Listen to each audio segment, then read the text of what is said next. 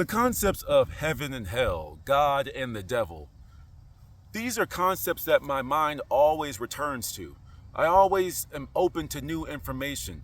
I hear so many different perspectives, read so many different books, listen to so many different lectures, but that's that one person's perspective. Let me see what I can extract from that makes sense in my own world. You know, one of the questions that I have is, why is it that you always have to wait until death? In all of the religions, a lot of the religions, you always have to wait until death to figure out where you go. Why do I have to wait until I die to go to heaven or hell? That's weird. That never made sense to me. This is why I've gravitated more towards the mystical, the metaphorical understanding of the biblical text, where I believe that heaven and hell are states of mind, states of consciousness, right?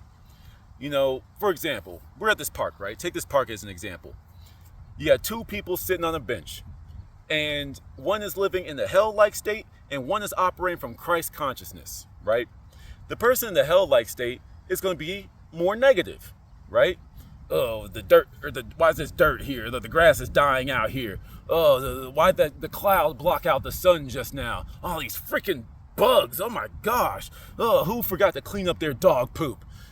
Just angry, frustrated, always in a diseased state of mind. And that is what is going to be festering in their mind, and that's going to be the world that they experience. They're going to live in hell because hell is projected from their mind. Whereas the person that's operating from the higher vibration, the Christ consciousness, and be like, wow, that grass is really green over there. Oh, the sky is blue. Oh, look at the butterfly. Man, it's just so peaceful. I'm so grateful to be able to walk around and enjoy this park. You see what I'm saying? That would be walking around in a state of bliss, of happiness, at ease, the complete opposite of his counterpart. You see? So that's just how I see it. I mean, it was Jesus's goal, or Jesus's goal, whatever, to bring heaven on earth, right? But this is where I get mystical with it, because earth is always a representation of the physical. So to bring heaven on earth isn't, to me, in my perspective, isn't some place, isn't a whole bunch of pretty buildings, isn't a bunch of all this type of stuff. It's bringing that high vibrational state of existence to the earth, to the vessel. That's what I feel like his goal was to do.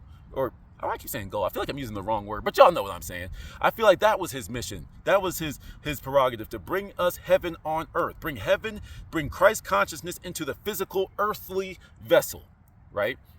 That's how I look at it.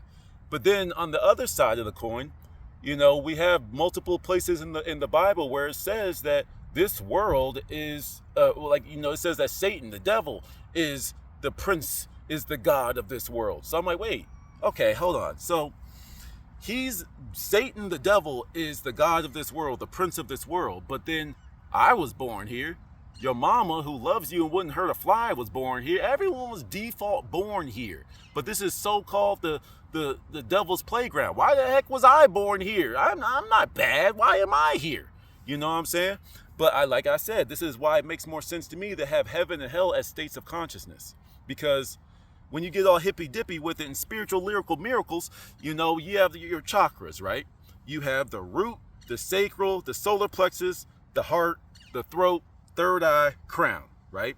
Anything below the heart is the lower vibrational self, represented by the representation of the carnal self, the one that is dictated by the physical.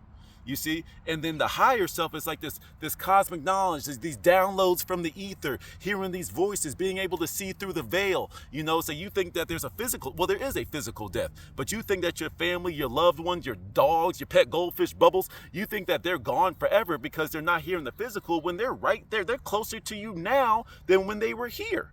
You see? But you can only understand that if you are operating from the higher self, from the Christ consciousness, right?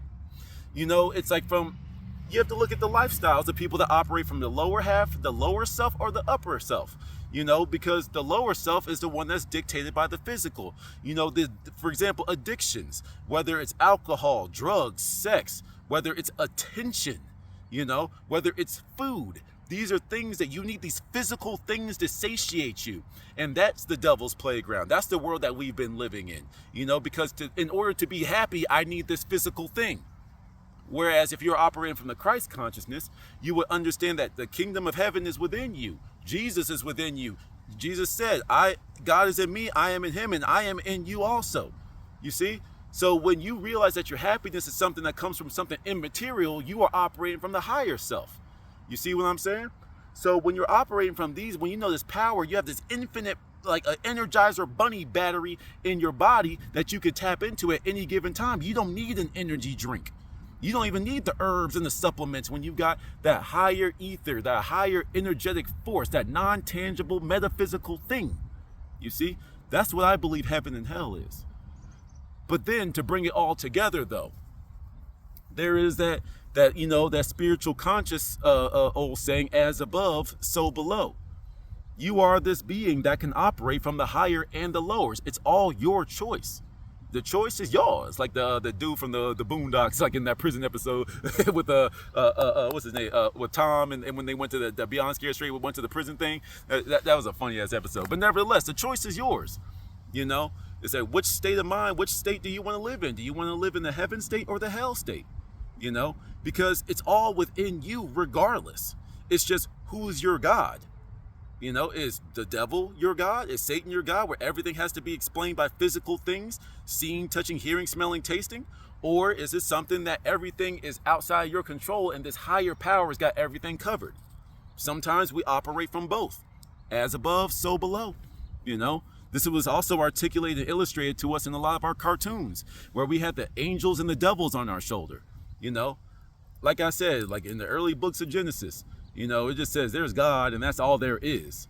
So if you've given some power to something other than God, then you are operating from, you know, not the lower stuff. And I'm not talking about like a difference in belief systems. That's not what I'm saying. But I'm just saying, like, when you separate yourself and there has to be some physical thing that you worship, then that's when you're operating from the devil's side of things. And when you're operating from the one and only power, source, ethers, whatever word you want to use to describe that source, whatever word you want to use to describe that entity, if you will, that's what I consider to be a heaven-like state.